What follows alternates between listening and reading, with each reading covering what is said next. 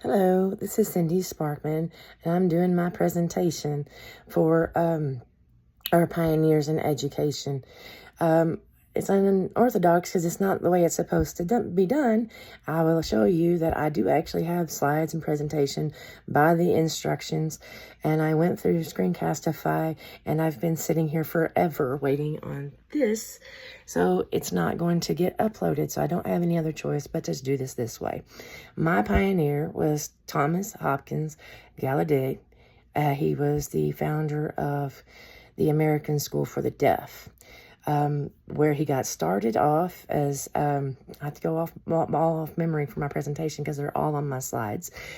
He is the son of Peter Wallace Gallaudet and Jeanette Gallaudet. He has noble lineage, as considered noble, not royalty that I could find, but with the clergy back in that time. Church was very important in society, and his family was very upper class considered, I guess, within the church. The book that I have mentioned in my slides is talks about how his mother was very pious and very intelligent, Jeanette, and she comes from this Protestant family.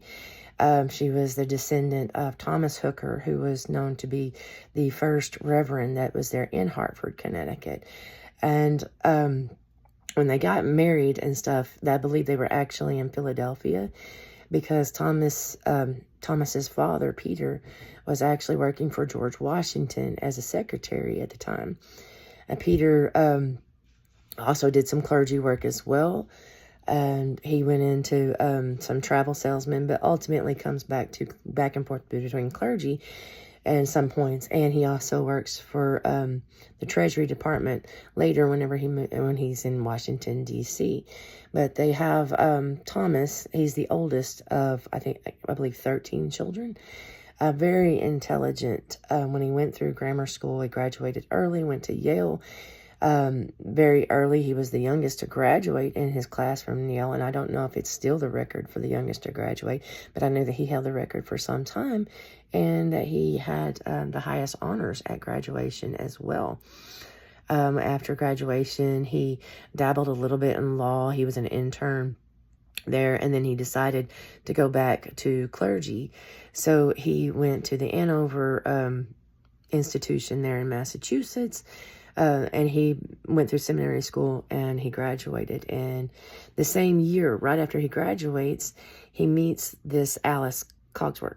And this is detrimental to his life. Alice was a little 9-year-old Cogswell. She was a little 9-year-old that was a neighbor to him, but she had developed some kind of illness whenever she was young in childhood, which caused her to lose her hearing. And he was intrigued by this, watching her as she wasn't able to communicate with the other children, and he wanted to learn how to teach her. And so he became fascinated with this, and he develops a relationship with them. And he does learn how to teach her some things. And her dad, who is also a doctor, becomes very intrigued by this. The point is, he has put off sending his child to school because at the time they did not have one in America. They had them over in Europe. And so he did not want to send his daughter far away for schooling. But this encouraged this thought. So Cogswell went on this trip with him to Great Britain, where he started studying how these people are teaching the deaf.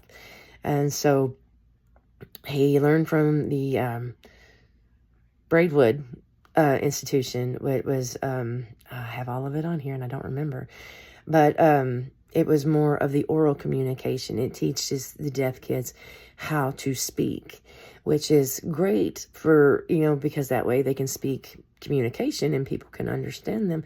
But there's a little bit of a disconnect between those kids that learned, that actually spoke before that become a deaf and after. And he wasn't really happy with that. So he went a little bit further, and he met some people at the institution there in France for the deaf that spoke manually.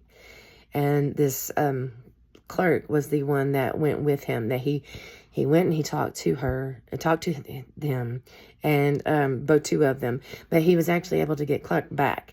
and to be able to go back to the United States and create this school, which is the American School for the Deaf. This was the first school of its kind here, and it did create some controversy, which is between oral and manual, which actually leads to total communication, where you're able to use both. So those students that weren't able to make those sounds before they lost their hearing, they did better with manual because they didn't understand the sound and they couldn't make the connection. Like we all learn how in elementary school kids learn the small unit of the sound and the small unit of the word. I mean, that's more difficult when they've never had or heard the sound to make that connection. Whereas the other downfall of sign language is where it might be easier for some students who never could connect and couldn't understand how syllables and those things work. They're limited in their communication because not that many people speak sign language. So this created this movement, so to speak, to make it more possible for them to have more options, to have more learning abilities. And so he was a principal at this school until he was forced to retire. And at the time, I think they said that they had 140 students, which is actually really a great number if you give the time that this was and the fact that, these children were given this opportunity. But he went beyond that as well. He wrote lots of textbooks. I was able to find 70 on the list that he had written, that those are still in circulation for today. He went back to clergy after that. He went back to actually work with the insane there in Massachusetts.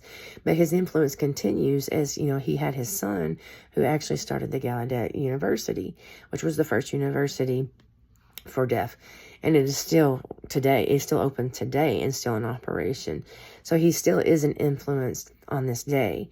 When he died, it didn't have a whole lot of information about his death, except for that he did die there in Hartford, and he is buried there. It had a lot of information saying that he didn't take certain jobs, that he was offered lots of jobs because he had a very high intellect, but he did not take them due to health reasons. But it didn't, out of all the articles that I found, it didn't say what those health concerns were. So in closing, he was the founder for education of deaf students here in America, co-founder, and he started that movement here. That was a persuasive argument whether oral or manual communication is best for these children, but he gave them the opportunity to do both, actually. And his influence is still very heavy today, creating that opportunity for these kids to have an environment where they could learn.